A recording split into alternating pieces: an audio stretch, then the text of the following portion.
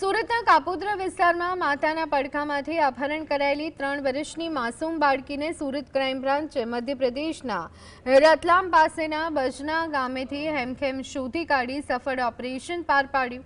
પતિ સાથેના ઝઘડા બાદ સુરત આવેલી મહિલા પોતાની બાળકી સાથે નાના વરાછા બ્રિજ નીચે ફૂટપાથ પર સૂતી હતી ત્યારે રાત્રિના સમયે અજાણ્યો શખ્સ બાળકીનું અપહરણ કરી ટ્રેન મારફતે ફરાર થયો।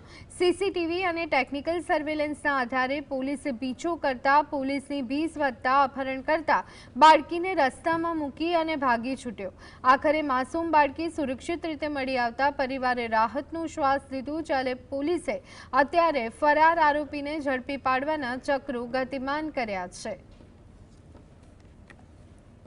ટીમે મોડી રાત્રે બસના નંબર મેળવવા આઈડેન્ટિફાઈ કરવા સતત 48 કલાક સુધી લાગેલા રહી અને એ આઈડેન્ટિફાઈડ નંબર બસનો મળ્યો। બસના ડ્રાઈવરને એપ્રોચ કર્યો તો એણે કીધું કે આવો માણસ હતો અને બાજના બસ સ્ટેશન પાસે વહેલી સવારે આને 6 ઉતારેલો હતો।